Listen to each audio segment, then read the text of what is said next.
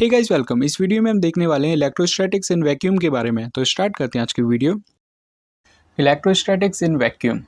Electrostatic field in vacuum is a static electric field which is produced by a static charge distribution. Vacuum means होता है free space, ये तो सबको पता होगा।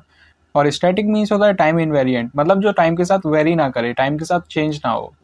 तो इलेक्ट्रोस्टैटिक फील्ड इन वैक्यूम क्या होता है? ये एक स्टैटिक इलेक्ट्रिक फील्ड होता है जो कि प्रोड्यूस होता है स्टैटिक चार्ज डिस्ट्रीब्यूशन से।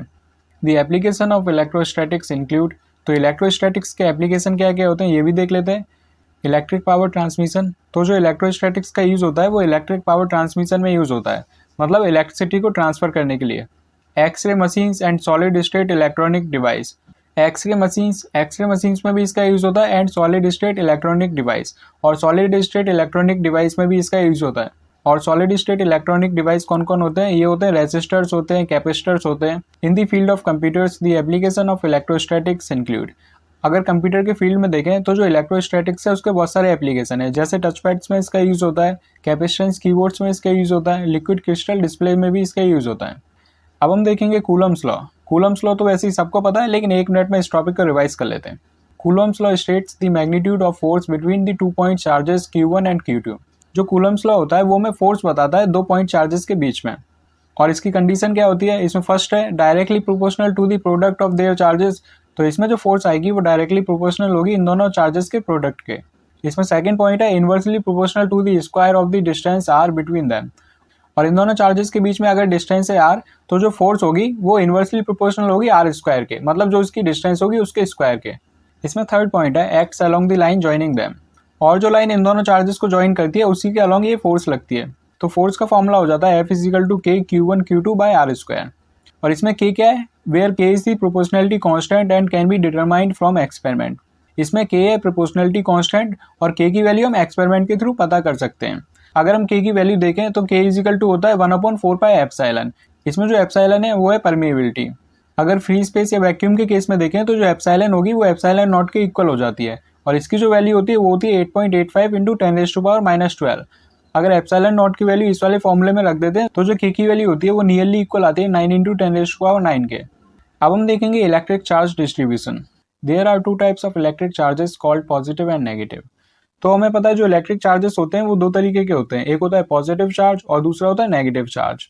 अब देखते हैं पॉइंट चार्ज क्या होता है। A point charge is a charge that is located on body whose dimensions are much smaller than other relevant dimensions.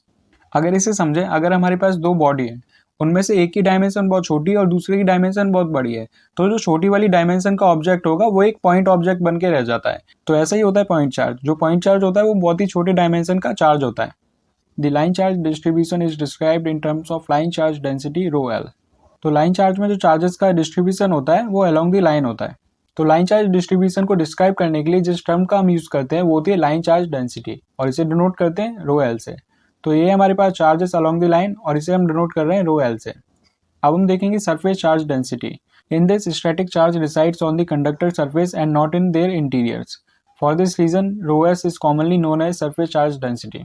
तो इसके अंदर जो स्टैटिक चार्जेस होते हैं वो रिसाइड करते हैं कंडक्टर की सरफेस पे, मतलब जो कंडक्टर होता है सिर्फ उसकी सरफेस पे, ये उसके अंदर नहीं होते, ये उसकी सरफेस पे होते हैं। इसीलिए इसे कहते हैं सरफेस चार्ज डेंसिटी, क्योंकि इसके अंदर जो चार्जेस होते हैं वो सिर्फ सरफेस पे होते हैं, और इसे डिनोट करते हैं ρs से। तो इधर आप देख सकते हैं ये हमारे पास कंडक्टर और इसकी सरफेस पे हैं चार्जेस, और इसे हम डिनोट कर रहे हैं ρs से। अब देख लेते हैं volume charge. Volume charge distribution is visualized as a region of space filled with very large number of discrete particles, electrons or atoms, separated by finite atomic distances. The volume charge distribution is described in terms of volume charge density ρv. तो volume charge density एक ऐसा reason होता है जिसमें large number of discrete particles होते हैं, वो electrons भी हो सकते हैं और एटम्स भी हो सकते हैं, और इनके बीच में जो डिस्टेंस होती है वो होती है एटॉमिक डिस्टेंस।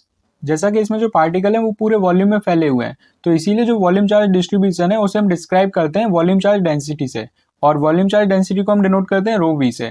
तो ये हमारे पास रीजन, इसके अंदर चार्जेस फिल हैं, और इसे हम डिनोट कर रहे हैं ρv से। सो इस वीडियो में इतना ही, मिलते हैं अपनी नेक्स्ट वीडियो में। Thank you for now.